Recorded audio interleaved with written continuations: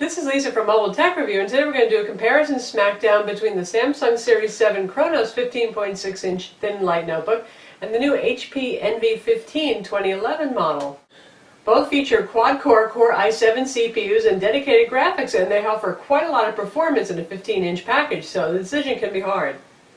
So we have the late 2011 HP Envy here on the left, the 15, and we've got the Samsung Chronos Series 7 on the right. Both of these are 15.6-inch notebooks with a higher than average resolution, which means neither of them is 1366 by 768. The Samsung runs at 1600 by 900 resolution, while the Envy 15 runs at a full 1080. That's 1920 by 1080 resolution.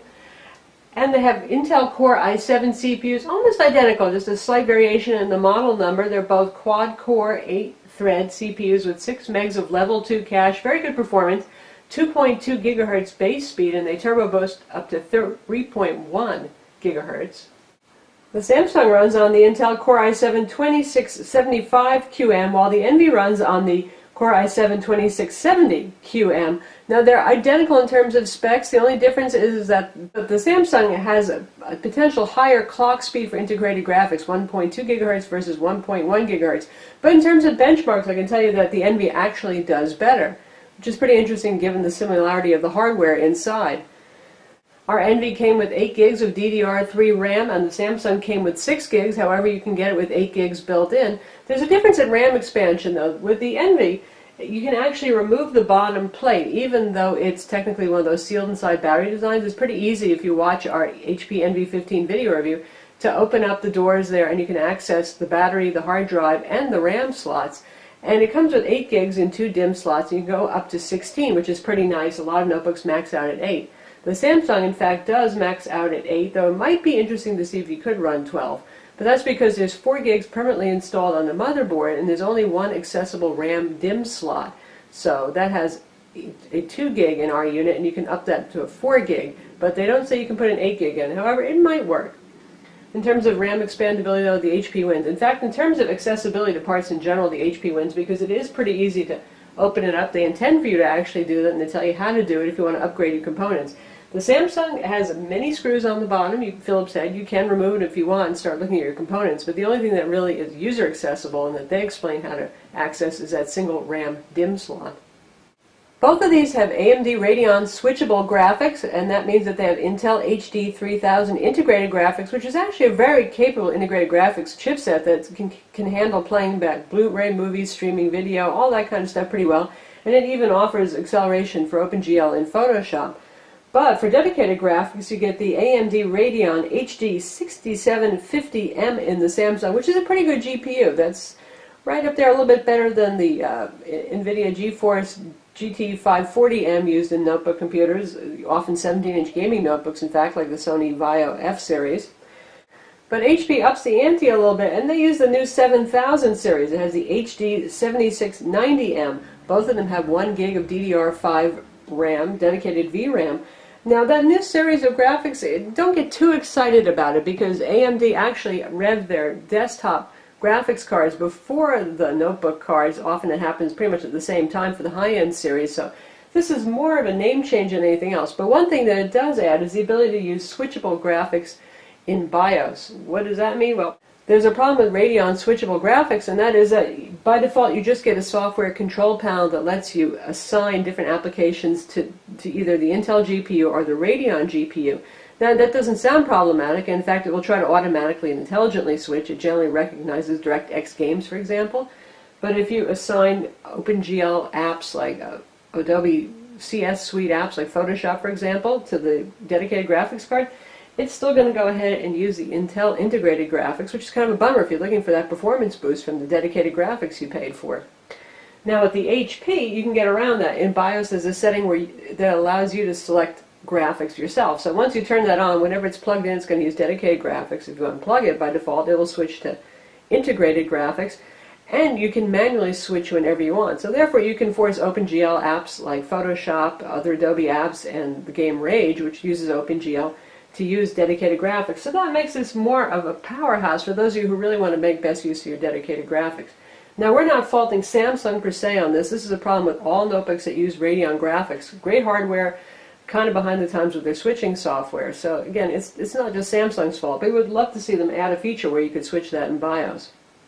In terms of displays, with the HP you get a 1080p IPS display. You know what IPS means these days. It's wide viewing angles, really good colors, and plenty of color saturation. In fact, it is a really lovely display, and obviously because it is 1920 by 1080 pixels, you're going to see more on screen. You're going to be able to put two windows side by side, for example, which is very handy and good for productivity stuff. It's also wonderful for those of you who edit images or work with HD video footage. It is a gloss display, though. It does glare. It has pretty good brightness, about 250 nits, but it's not a super duper bright display like some of Lenovo's super bright IPS displays. Now, the Samsung has a 1600 by 900 resolution display, and that means you can run it at normal 100% zoom and IE and on a desktop without having to squint at stuff. It's a good resolution for a 15.6 inch and a nice step up from the usual 1366 by 768. It's also a matte display, and it's a high bright display. That's what Samsung calls it. It's about 300 nits. So that means it's more outdoor viewable and great for bright light situations. You don't have to worry about glare, and, well, it sure is bright. The drawback is the TN panels, your standard basic LCD panel. That means viewing angles are pretty poor on this. Side to side, they're not so bad. So if you're watching a video with a friend sitting next to you, that's not going to be too bad. You'll just see some loss of color and some loss of black. But top to bottom, it's one of those notebooks where you're going to be angling it forward and back just to find the sweet spot, which can be really annoying if you want to work with, say, images in Photoshop and you care about accurate color reproduction. For watching movies and stuff like that, it's not so bad, but if you don't get it angled just right, particularly you'll notice the blacks turn kind of sooty and patchy in spots. The contrast also isn't as high on it. In part, gloss does add contrast. That's why manufacturers put gloss on displays. So you really have to fight back with a more expensive panel if you're using matte. But Samsung wanted to keep this very affordable, and this model here that we have sells for only $1,100, which is cheaper than the HP. That's $1,299. Of course, with the HP, you get the 1080 display, and you get the 8 gigs of RAM rather than 6 gigs of RAM. But Samsung throws in a couple of neat things for this model, like they have an 8 gig express cache. That's an 8 gig SSD drive that speeds up Windows boot times and resume times, and it really does work. It shaves off about 20 seconds from those times. You can't put your own files on there. It puts Windows files on there and frequently used applications, but it's a nice touch, and it makes it feel a little snappy. In terms of overall performance, these guys are pretty much overkill for most any task. I mean, if you're working with video production, serious Photoshop with very large image files, or you want a game, that's the application for these. Anything else you want to do, don't worry about it. They can certainly do it. I mean, these Core i7s are quite powerful, quite fast, and then you've got the help of the dedicated graphics. As we mentioned, they can both play Blu-ray movies, though neither comes with a Blu-ray drive, sadly, nor a Blu-ray option, but they've got the horsepower to handle that, and any kind of streaming you want to throw at it works great. Speaking of what's inside the machines, both of these have built-in optical drives. They're 8x DVD burners. Again, no Blu-ray option, which is particularly a shame for the HP because, well, it has a 1080p IPS display. Wouldn't you love to watch Blu-rays on it? Not sure what's up with that on HP. They both have 3 USB ports. Both have 2 USB 3.0 ports and 1 2.0 port. They both have HDMI ports and Ethernet ports. The Samsung has a mini VGA port, a little bit more odd there, so you're going to run a lower resolution display off that versus DisplayPort or HDMI. And in some markets you get the mini VGA to VGA adapter. In the US, we did not get it in the box.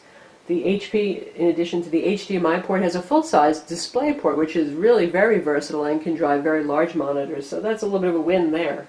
In terms of size and weight, well, you can see them side by side. They are about the same size and footprint, but the Samsung is thinner. It is under 1 inch thick. It's 0.94 inches, and the Envy is 1.1 inches. So the Samsung definitely cuts a thinner look right there. And you can see side by side, just a little bit of a difference there. Now the Samsung has a definite, more minimalist, kind of modern look to it. Really nice, kind of Euro chic. So those of you who like a simple look, it doesn't look at all like a MacBook Pro in my eyes. Something that looks distinct. It looks, well, like Samsung, like their Series 5, Series 7, Series 9 machines. They have a distinctive look to them.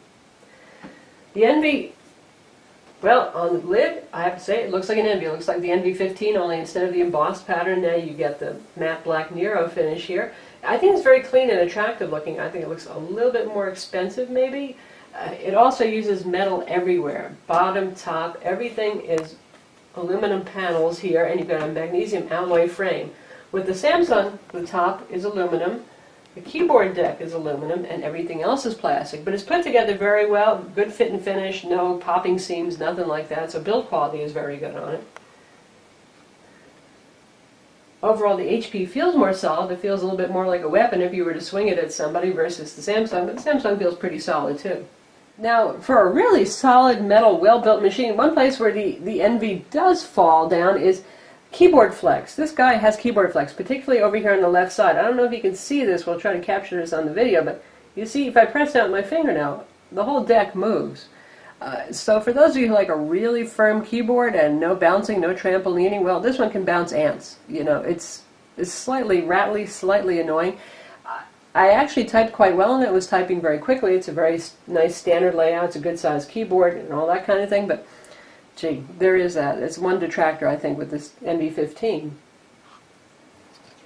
While we're looking at the keyboard, you can see you've got your usual FN keys up here. Now, you don't have to hit the FN key to use things like the brightness control for the display. This turns backlight brightness on and off, but if you want to raise and lower brightness, it's a little goofy. You have to hold this down while using the arrow key at the same time to control the level of backlight brightness for the keyboard. And you've got eject button, you've got your wireless button that's always lit up to let you know if you've got wireless active or not, handy. And you've got your page up-down keys living over here. We've got a large trackpad, just a little bit off-center relative to the space bar here, and you know, HP's trackpads have not been the best, and this so far is definitely an improvement. It's easier to use, it doesn't do wonky things, it has a slightly rough texture. The one thing that I don't like about it is it takes a lot of force. These are real tendon poppers here, these buttons, compared to some notebooks to touch on, but maybe they break in with age, I don't know. Now if we take a look at the Samsung keyboard, there's little bit of flex. I mean, all of them can move a little bit if you poke, but this one moves less. The way it feels when you type, you really don't perceive any flex. Really awesome keyboard. Nice backlighting too, by the way. In fact, this is the nicest backlit keyboard we have ever seen. You get a little ring of light on every individual key, very even. I assume there's an LED under every one of these keys, just as there is with the Envy. And this is more of a typist's dream, this machine. This is just a nice keyboard, nice large tactile keys. I wouldn't mind a little bit more travel. This is not going to beat the Lenovo ThinkPad for typing, but definitely a very nice keyboard. And the interesting thing here is that we have the dedicated number pad, something you don't usually see on smaller notebooks. Usually you see that on a 17-inch notebook. And that's pretty handy, and you've got your arrow keys all set up here, so very nice job at that layout, but in practice it's also slightly awkward. You notice how the trackpad's set off way to the left to keep you centered with the main keys of the keyboard, so you're kind of hanging off the left a little bit when you're typing and tend to overreach easily and hit some of these keys until you get adjusted to it. But once you do, it's a pretty nice keyboard. Trackpad's also oversized, and again it's one of those technically buttonless ones like that, like the HP. The whole thing clicks if you press down. Very smooth, very nice. The only thing I didn't like about this is that tap dragging was turned on by default, so I was accidentally dragging folders into other folders all the time. Maddening. You can turn that feature off. Once you do, nice trackpad, works better than the HP's, I would say. All in all, given the keyboard and the trackpad and how quiet this guy runs on battery power, very quiet, this is definitely a good productivity machine. If you're looking at something more for business and for school, great choice. Thanks to the keyboard, the trackpad, cool, quiet running. Now, speaking of cool and quiet, both of these machines stay relatively cool. These are not lap burners like the original Envy or even the MacBook Pro tends to get very hot on the underside if you're doing something reasonably demanding like streaming some flash video or something like that. The keyboard decks stay cool, the wrist rest area stays cool. HP gets just vaguely, slightly, you might notice it a little bit warm here. This is where the hard drive is. This is where the Samsung hard drive is. I can tell just from the temperature, and it also gets just a little bit warm. It'll never bother you. On the underside, both of them have most of the heat in the center directly below where my hand is, and neither of them gets lap burning hot. Now, the Samsung runs quieter, but there's a reason for that. They're running the fan less aggressively than HP. HP likes to have aggressive fan speeds, and we notice this even on the original Envy. It sounds louder, but that's because the fan's working hard to keep your CPUs cooler. On average, when doing productivity tasks, our HP runs at around 37 degrees centigrade for the CPUs, which is extremely cool, really. And the Samsung's running at more like 47, so that's 10 degrees centigrade difference. Now, 47 is not dangerous or anything. The max temperature allowance for these CPUs is 100 degrees centigrade, not that you want to be pushing that all the time. So we're not saying the Samsung's going to burn out anytime soon, but cooler temperatures often do mean a longer lived product. So it's really a trade-off. Do you want a quieter machine, or do you want one that runs the CPUs even cooler? It's two different philosophies of operation. Of course, with both of these, you can manipulate the fan settings too and control them in terms of performance relative to temperature and fan speed. When they're plugged in, they both get louder. That's standard for notebooks. They're going to run a little bit faster and they're going to run a little bit hotter. Neither of them is obnoxiously loud when plugged in and doing productivity tasks. If you're going to do something like streaming video for a half an hour or more, especially flash video, which is more CPU intensive and GPU intensive, depending on whether you're running that dedicated graphics card or not, or if you're playing games, they both will kick up the fan pretty audibly. Now, neither of them is going to sound like a vacuum cleaner, but the Envy is a little bit louder, but they both had plenty of volume there. But that's only fair. If you're playing a 3D game, something like Skyrim, well, it's got to keep itself cool. In terms of battery life, both of these do surprisingly well for machines that basically have the power of a 17-inch gaming desktop inside. The Envy runs about 5 to 5.5 hours on a charge. That's using Intel integrated graphics and doing productivity tasks, or also for playing video that's stored on the hard drive. Say you've got some movie DVD rips that you've got on the hard drive. You can play through it like 5 hours or so. The Samsung lasts about a half hour longer on a charge, though. In terms of the power bricks and how that figures into portability, sure, they do count. The Samsung has a fairly normal sized power brick here. It's reasonably compact, not too heavy, and it's a 90 watt. HP goes with the big old 120 watt one. That's a pretty big one. It's not any thicker, in fact it's slightly thinner. Now this may be smaller than the power brick that came with the original NV15 in 2009. That one was about the size of a Nintendo Wii. But this is still pretty big. Now let's check out port arrangements for convenience. The Samsung is a right-handed person's dream. Puts most all of the ports here on the left-hand side. So you've got your two USB 3.0 ports here, a drop-down opening for the Ethernet jack, because the machine's actually too thin to accommodate an Ethernet jack without the drop-down jaw here. You've got your HDMI, that's your power plug right there. And there's your combo mic headphone jack. On this side we have the single USB 2.0 port, and then we have the optical drive. Now the Envy has a couple more ports, but still they kind of just throw ports everywhere, you know. We've got the DVD drive here on the left-hand side. We have two USB 3.0 ports. This is a sleep and charge port here. Two headphone jacks and a microphone jack, so you're doing a lot more with audio here. And on this side we have the SD card slot, we have USB port, we have the full-size display port, and we have the HDMI port, and there's our Ethernet jack. Doesn't need a drop-down jaw because this one's just a little bit thicker, and that's a power plug. And this guy here is the Beats rotary controller for Beats audio, and we'll talk about that now. So if you believe that more speakers are better, and well, it's hard to argue with that, the Envy certainly wins. It has 6 speakers and Beats audio. So you've got 5.1 and more going on there. You've got 2 speakers here, you've got 2 here, so you're up to your 6 speakers, plus you've got a subwoofer on the bottom. It's a bass reflex subwoofer. It actually looks like 2 drivers. I've taken it apart to see. And you've got the Beats rotary analog control, which is really a nice touch. It works very nicely, very easily. No messing with your FN keys up here or anything like that. It always seems to work, even if you're in a game. And if you press down on it, it brings up the Beats control panel, so you can set your EQ and all that kind of stuff. There's our Beats audio control panel. And we've also got a mute button here that lights up when you press it. Samsung has stereo speakers, 3 watts total, 2 1.5 watt speakers, and it has what they call a woofer. They don't say subwoofer. It sounds like they're trying to not brag too much there on it. And, well, it doesn't give you a whole lot of bass, but it's not really bad sound either. For a 15.6-inch notebook, we expect reasonably full and clear sound, and it delivers that. But it doesn't have the ambiance, the space, and the total volume of the Envy, which is kind of cool, because it used to be that Beats audio was kind of quiet. Well, now you can get pretty rockin' loud with that.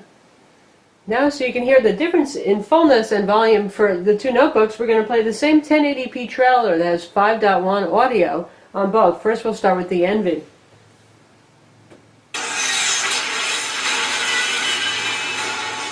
Certainly pretty loud, pretty full. Day 1001. See how natural and full his voice sounds. It's very nice. My name is Robert Neville. I'm a survivor living in New York City. Good quality audio, definitely nice sounding. Broadcasting on all AM frequencies. Now we have the volume on max there. We're going to have the volume on max on the Samsung. We're going to play the same movie trailer for you again so you can hear the difference.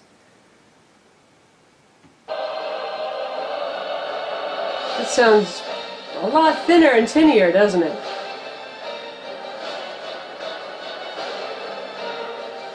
So, 6 speakers and Beats audio for the win. But the Samsung does have pretty good volume. It just doesn't have nearly the same fullness.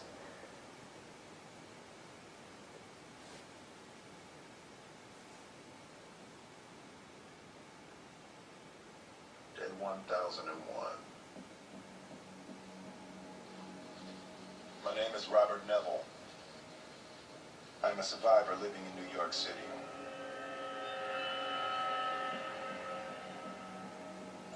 I am broadcasting on all AM. When it comes to gaming with the latest 3D games, you can watch our gaming demo videos of both of these machines. They're both very capable.